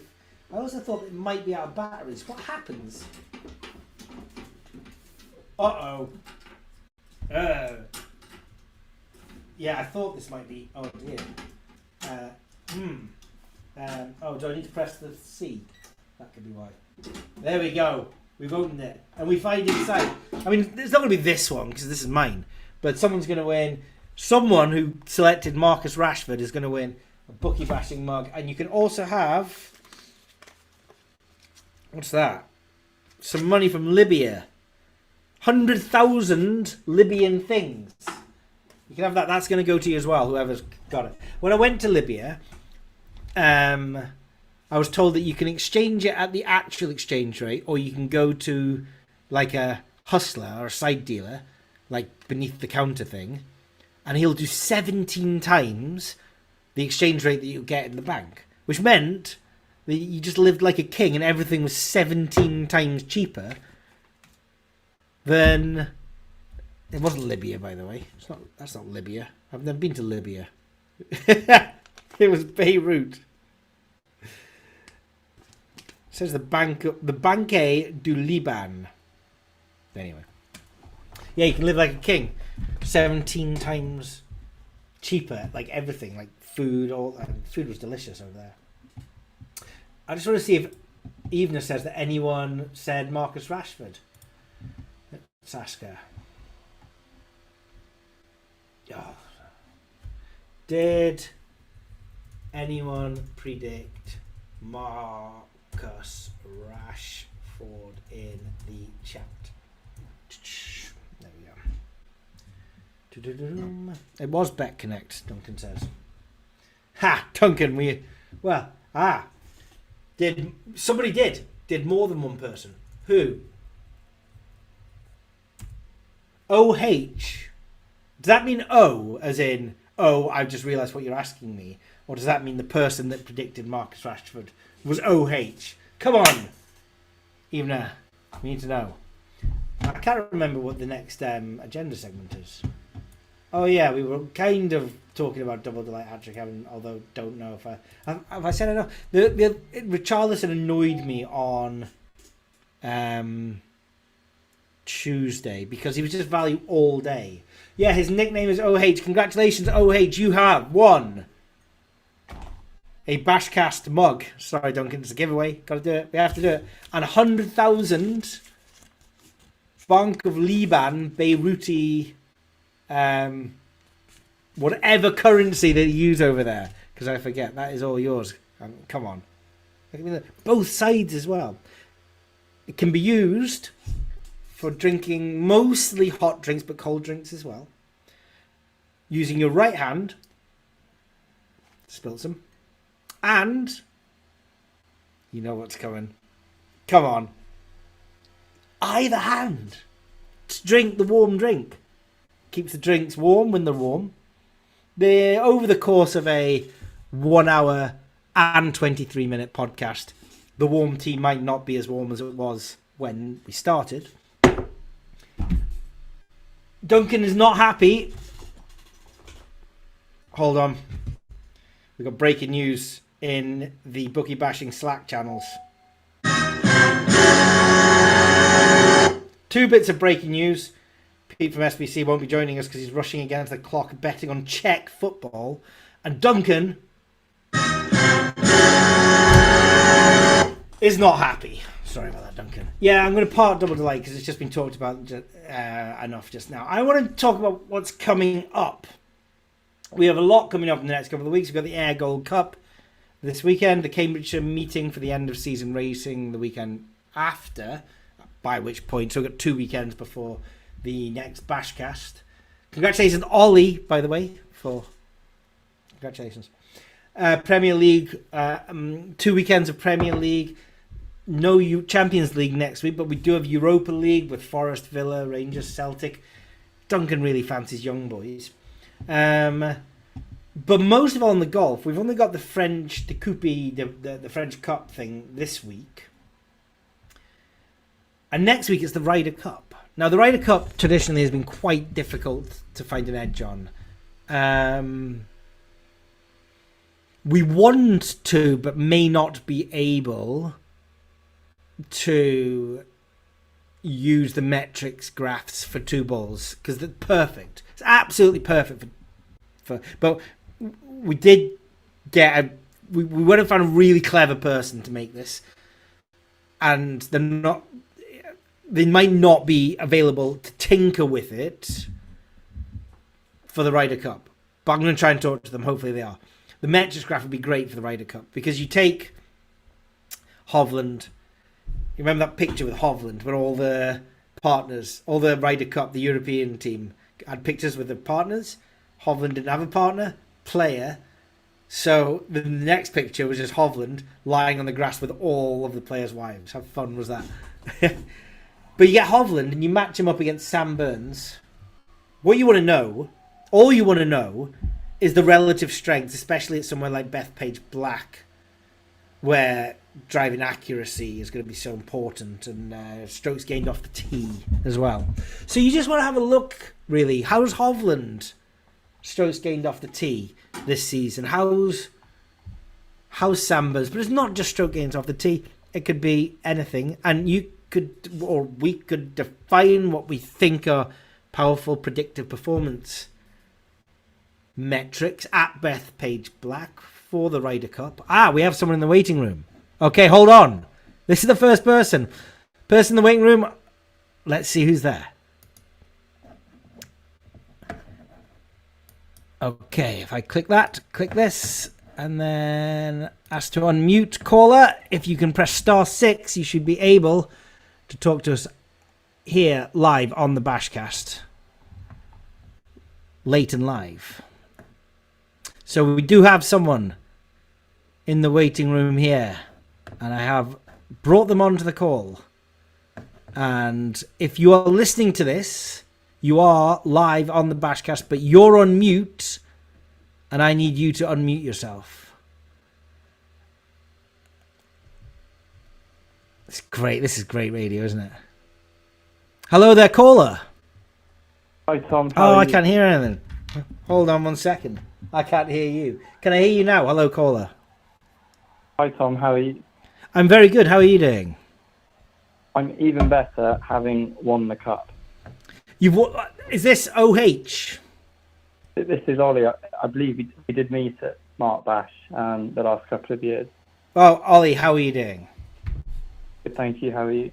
Yeah, thanks for calling in. You are live tonight. You're the very first caller on the BashCast colon late and live. Listen, I have not run this past Duncan, and there's every chance that the mug may have to come out of my own pocket. Now, Haaland, I'm not going to lie, has paid for a little bit of the mug, but in terms of like tax reasons, if you can, send us an invoice, that'd be fantastic. Why did you go for Rashford, can I ask? I was on Rashford shots on target, so have you? I thought I'd double down on my position. How many shots on target have you done on Rashford? Only over 0.5. Just a 0.5. Well, he's just got a second goal in that game. Yeah, I've got both games on at the moment. So I wonder what it was for. All right, okay. And how are Newcastle in any way competitive with Barcelona, or is this kind of as one-sided as it now looks? Possibly slightly one-sided, but in having both games up, I fear I've just watched neither rather than just picking one to try and watch. Well, the Sporting one looks like the game, because Sporting are now 4-0. It looks like Kairat Almaty have collapsed. But the problem is now, if they're scoring goals for fun in the second half, it means that they're not getting the corners because the goals are going in. The keeper's not making any saves. There has been 2 corners for Sporting. We do need 2 more. Well, congratulations, Ollie. Is there anything else is there anything else you wanted to drop in, or a question, or a joke, or a statement, or anything like that? Or was it literally just bragging about winning the mug. No, I was wanting to ask about some Opta-stats, whether you've been pricing anything to do with throw-ins or goal kicks specifically this season. Goal kicks, no. And throw-ins was something that we did do, and then we parked it because we weren't that as confident as the other player stats on that particular. I mean, I think for teams it's okay, but it's very, very difficult for players. So can I ask you, do you see a lot of value in there, and why particularly are you looking in that direction? I'd say value is intermittent. The reason I ask is because in the Premier League, goal kicks are up on average per game 2.5 relative to the previous 3-year season average, and I'm kind of at a loss as to why that is. I'm assuming it's just variance, but I didn't know if anyone had any. Are you talking about why. just the season? Just this season in the Premier League, so very small sample size. Yeah, for sure. But then they have made some tangible changes to the rules, which could have had an effect, although that was mostly around corners being awarded if the goalkeeper held onto the ball for 7 or more seconds or whatever that was. Yeah, and also throw-ins are up this year as well, which is slightly attributed to team style because Southampton were unusually very low for throw-ins for a Premier League promoted team. And as they're not here this year, we've seen a massive rise. Mm-hmm. I'm just intrigued if anyone's got other theories as to why that may be. Or but the one I have for throw-ins is the trend where teams are kicking the ball out straight from the start of each half. But other than that, I'm at a loss. I'm assuming it's just variance that seems to be every game just landing on the overs. What was that theory about the throw-ins? What did you say? In multiple Premier League games this season, teams have just kicked the ball straight off from kick-off. The idea of kind of kicking it just before the corner flag out onto the touchline and then setting the press from there, kind of for the territorial game. Wow, okay. I mean, very interesting. I've been away towards all the way through to the beginning of September. I am starting to sort of step up what I'm looking at just now, but that is something that I completely missed. So that's a tangible, fundamental difference this season for a strategy between the teams, what they're doing. And yeah, so that makes sense. And what's the difference? What's the delta difference in throw-ins compared to last season? The throw-ins were about a 5-year season low, I think. They were averaging about 32 and had been coming down steadily year on year. And without double checking the data, I feel like they're averaging, I can actually check right now. Okay. I mean, we're averaging 37.7 throw-ins per game this season compared to 32.89 last season. I mean, and we've had, what are we in, week 4, week 3, week 4? 4, I think, week 4. Yeah, so we're looking at 40 games. It's not significant, but it's not insignificant either, because that's a big change. That's a 16-17% change from last season, which could be indicative of something. And as always, if something has fundamentally changed with all the strategies, you want to be ahead of the curve, betting the overs. Where do you bet them? Because I know nothing's available on the exchanges for throw-ins. Who's a good bookmaker to take money down on them? Well, for Premier League TV matches, 365 offer them within their bet builder. Mm-hmm. And also for Premier League TV matches, William Hill sometimes offer them in different combinations. Often they're your odds bets, so can be. You might find that the throw-ins are valued, but the things that they're in a double or a treble with aren't valued. So it's kind of having to sift through. But it feels like just finally backing the overs this season, you'd be doing okay, even if the historical data would be telling you otherwise. Yeah, for sure. I mean, they're going to have to take notice and adjust at some point, and so it's one of those that first to the biscuit here wins. But Do you notice quite a wide variation in in the odds that are offered across William Hill, Bet365, places like that, or is one person going up and everyone copying each other? I think probably one person at 365 going up and the rest being copied. Okay. You can't bet throw-ins just as a single market, or not that I'm aware of. You need to add them in with William some. Hill. Yeah. Yeah. Then some pre-made your odds combination. Yeah. I mean, it's one of those markets. It's shots on target is the king of player stats, and then as you sort of you start looking into other places like fouls one. I mean, I've seen some markets. Paddy Power offer this super sub concession, so they should be bottom price because they need to factor in that they're going to have to pay out more money on a particular player than other bookmakers would have to be when they're subbed. And yet you not only see Paddy Power top price, but there was one particular market for a player, 2+ fouls in the game, and the market, every bookmaker had him at like 1-5, and then Sky Bet had 7-4 and Paddy Power had 3-1, and you look at it and go, what is going on? Like the 3-1 could almost be a pulp without Sky Bet, but it just goes to show you that they're so immature and there's so there's so little attention to detail paid by the bookmaking firms that there has to be something there. Well, I love it that you're looking at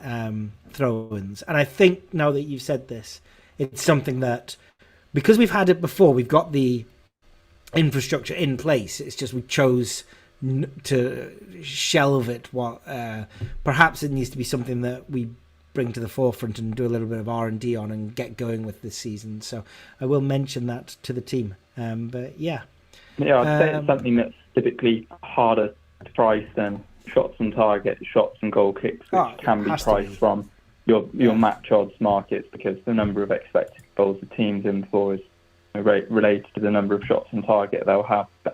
That isn't the case for throw-ins, especially because if you were filtering in the Premier League for a supremacy of one goal, you'd typically only be looking at Manchester City and Liverpool and Arsenal matches, and the style of play of those teams is very different depending on which team it is. Yeah, for sure. Is it only, you said it was only the TV matches, is that right as well? Yeah, it's just Champions League this week been matches involving the English teams, although I'd be slightly hesitant to get involved just because I wouldn't have the data for European teams. But yeah, it just seems to be the TV matches, the Premier League.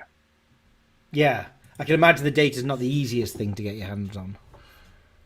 No. I have some interesting news. Manchester City have scored a second goal, but it's not Haaland, it's Doku. And so at this moment in time, the mug will still be coming second class and not first class. Ollie, can I ask you specifically to send an email to Duncan at bookiebashing.net just to say that you won the mug? Duncan will be in touch. Get your address, and I'm going to make him go out and handcraft this on his own ceramic kiln and get it over to you. I really appreciate you phoning into the BashCast this evening. Good speaking to you. Good meeting you, by the way, at last couple of Smart Bashes as well. And look forward to catching up soon. Likewise. Hopefully it will inspire another caller in that may have something not quite as niche as throw-ins. You are, I'm almost certain. I mean, I was on the under 0.5. You are the only person in the waiting room just now. No, very interesting edge. Definitely something that I think needs a little bit more attention from our side as well. So I appreciate the suggestion. Thank you, Ollie. Thank you. Cheers, mate. Well, there we go. We are one BashCast late and live coffee mug down. Which, by the way, can be used with both the right hand and the left hand as well. We were talking about the Ryder Cup next week. We were talking about edges in it, and I was talking about the metrics graph.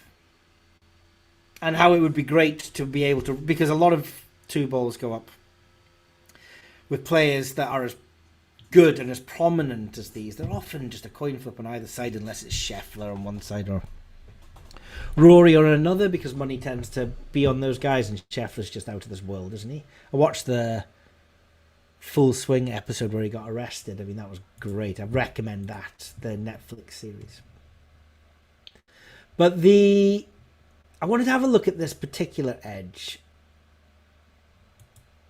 And it's the same one that we looked at in the Masters. And we have less data for it. But I thought I'd give it a go. And if I can jump to the end, we've found value, and I've got a value bet for you. But I'm almost certain nobody will want it. Okay? And the value bet that I have for you is 107.4% EV. And you do not need to subscribe to Bookie Bashing for this. I will tell you exactly what the value bet is. And I will show my mathematics. You see, if I'm a scam or a fraud, I need you to explain to me how and what I've got wrong in this little segment, in order for this not to be a 100 and what did I say?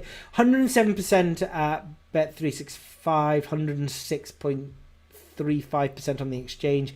If you get 2% commission, that brings it down to 106.05%. So it's 106.05% EV exchange bet. Sounds interesting, but what I wanted to know, this is Bethpage Black. There's a little sign on Bethpage Black, and what it says is this is an extremely hard golf course, which is for very highly skilled golfers only, which immediately makes me want to have a go at it, despite the fact that I'm a 32 handicap. But as a 32 handicap, you got to love it when you play scratch guys, because I started my round on the weekend par birdie was on a par 3. So to even keep up with me, my scratch mate has to go eagle hole in 1. Anyway, it's the Ryder Cup, and you have 8 4-balls, 8 foursomes, and 12 singles. Right? How many rounds of golf is that? Well, the 8 4-balls is 8 rounds of golf.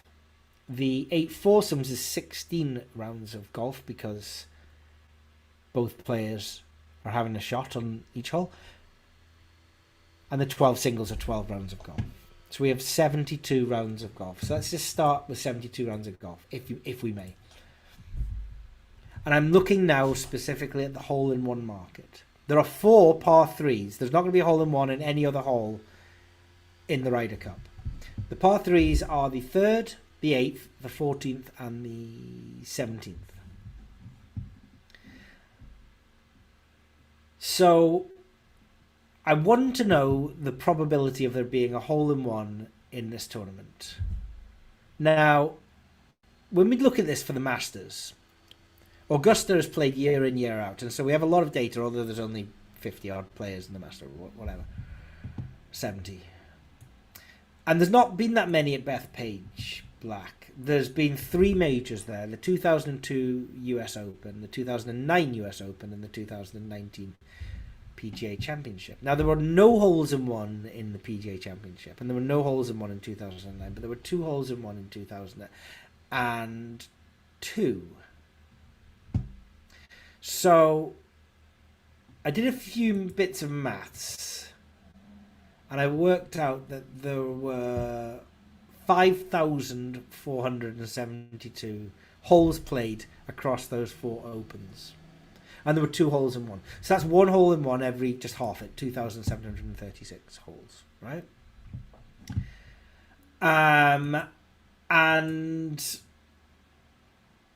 that's our first bit of our equation. Our second bit is, if there's 1 hole-in-one per 2,736 attempts, how many attempts are there going to be at the Ryder Cup par 3s? And the answer to that is, well, it's not 72 times 4, because not every match in match play gets to the 17th hole.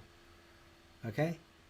In fact, only 54 of the 72 games will get to the 17th hole. In fact, only 63 of the 72 hole matches will get to the 14th hole. And 9 of the matches will be wrapped up before then, on average. We're just taking averages here, remember. So I think there's going to be 261 holes played in the Ryder Cup.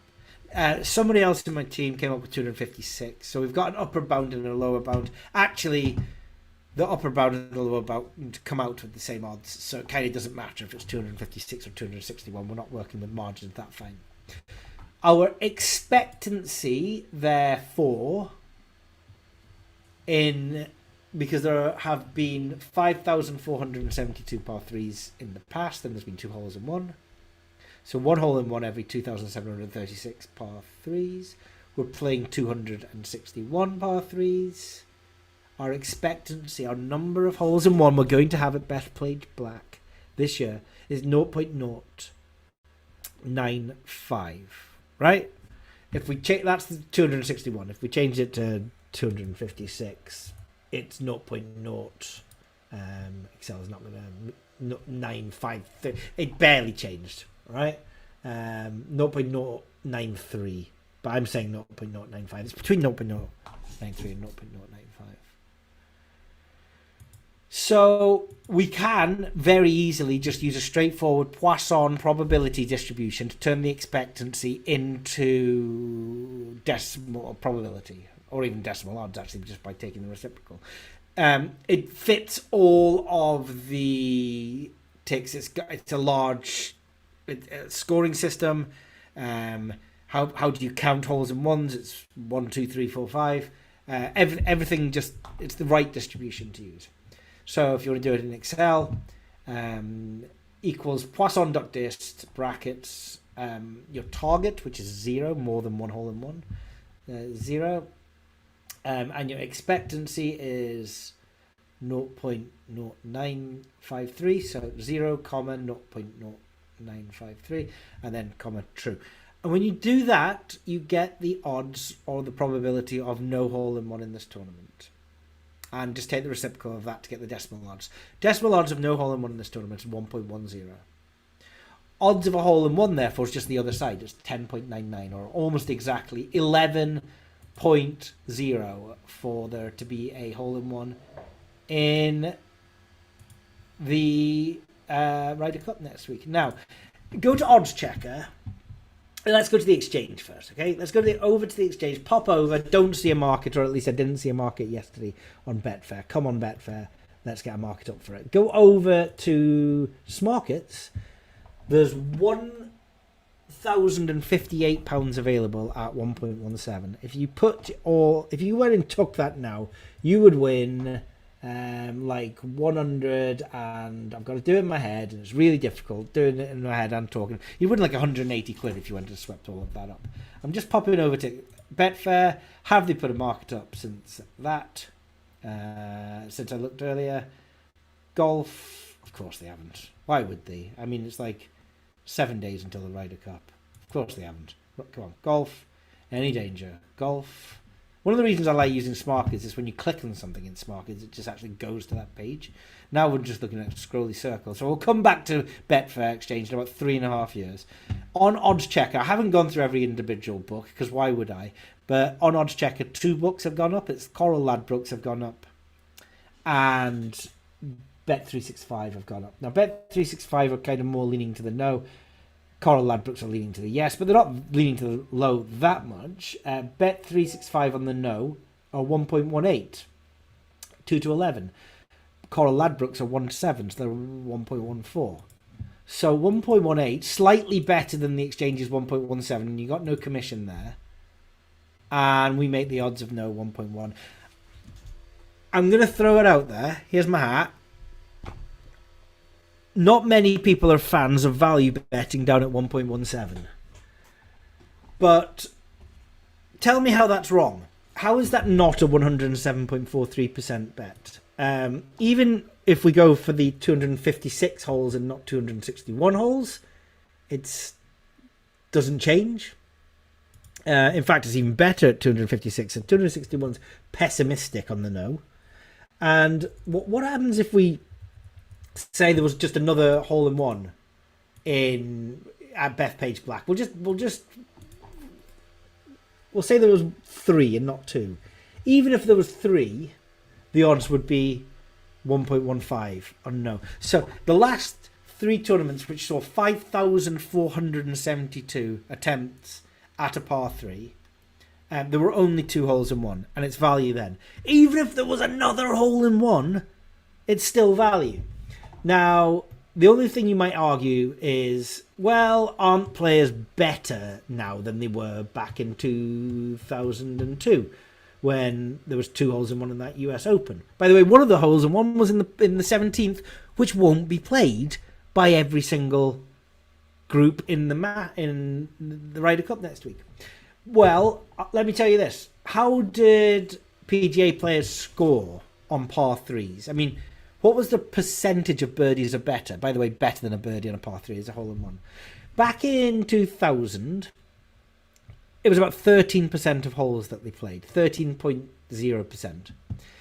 And then that got worse and worse, and it drifted down to 12.5 and then down to 12% as the PGA implemented some rules to make it harder. And then there was quite a large rule in 2009 where they changed some of the loft from the irons. But if anything, that just reset them from 12 back up to 13% birdie and better. And since 2009, sometimes it's been a shade over 13%, sometimes it's been a shade under 13%. What was it last year? It was 13.0%. What I'm saying here is that the stats show that PGA players are not scoring birdies or better any differently in 2024, 2025 than they were back in 2001. So can we use the same stats, those holes in one, from 2002 as we can today? Yes, because nothing much has changed. So, okay, so you're like, okay, fine. The stats on birdie are better, are exactly the same. Something else must be different. You haven't accounted for enough holes in one. To be fair, I'm right on the pessimistic point here. I can't make it any more pessimistic. And even if we added one more to our count of 2 holes in one historically, it's still value. So it's a value bet anyway, which way you look at it. The problem is you got to put £100 down to an £18.18. Do you want to do that? I'm not a huge fan. By the way, 106% is so big for EV down at 1.17. You've got to remember, you're never going to get a 200%. You can't mathematically get it. I mean, I went to meet Joseph Buckdale down in Worcester for a pint a few weeks ago. And we were having this exact conversation about it's impossible to have a return on investment that is higher than single digits down at these very, very small odds. It's actually mathematically impossible. And I'm starting to get my head around it. Whereas up at 100 to 1, it's very possible to get 30% return on investment, 40%. Down at 1.1, if you've got a 1% or a 2% return on investment, you are smashing it. I'm doing really, really well. It's really not that possible to do better than that. And here we have, down at 1.17, and I've changed my maths here somewhere because I gave a third hole in one. What was the EV? The EV was 107%, almost unheard of. So I know it doesn't sound massive, but actually it's huge down at 1.18, down at 2 to 11 that Bet365 are offering just now, down at the 1 to 7 that Coral are offering, Ladbrokes are offering. I would expect every book to go up as value in this market. Why? Well, because few recreational bettors are betting at 2 to 11. No one wants to put £100 down to win £14. They want to bet on the yes, and therefore the bookmakers are giving away 3 to 1, or Bet365 are giving away 7 to 2 on odds that should be 10 to 1. So it's daylight robbery. I mean, they're cleaning up and they're taking all the money on the yes from all the recs. And there's quite a lot of professionals and profitable bettors that don't want to bet down at 1.17 and 1.18. And I'm included on that. But I am kind of tempted to go in this because I think this is infallible, this working out. If I've done anything wrong, get in touch with me and I will correct my mathematics on a blog or a video. But they're quite easy mathematics. And this is something that I think no one would, everyone would struggle to call me a fraud or a scam, because it's if you can find another hole-in-one in Bethpage Black over those par threes, if you can find more expected par threes to be played at the Ryder Cup, if you can tell me that a Poisson distribution isn't the right distribution for holes-in-one, it bloody is. Any of these things, or if you can tell me that par 3 birdie or better scoring is any different in 2024 than it was back in 2001, then there might be something fundamentally wrong with my mathematics. But using the assumptions that everything I just said is right, and it is, because it's been checked and it's just right, it just is, just believe me, then it should be 1.1, probably lower. It should be lower than 1.1 for fair odds. We are getting 107% EV at Bet365. Okay, that is my Ryder Cup edge. I'm sorry that the odds are so low. They're not that low in the Masters. I wish they weren't. I wish I could have given you something that was 10 to 1. It's a lot of fun. It's a lot easier to get £1,000 on, or £1,000 at 10 to 1. That's £10,000. You're going to have to put £70,000 down at 1.17 to win an equivalent amount, and that's not appealing to anyone. Okay, well, we made it to 4 minutes to 10 p.m. on Thursday, September the 18th, 2025. This was the very first BashCast : late and live. If you enjoyed it, feel free to keep it to yourself. If you didn't enjoy it, definitely feel free to keep it to yourself. Congratulations to Ollie for winning the mug, which you can drink with both hands. This is Tom, signing out. Oh no! My speaker turned off. Oh, right at the end! The only thing that went wrong. Turn back on. We're just going to have to do that again. Just pretend it didn't happen. Just pretend it didn't happen. There we go.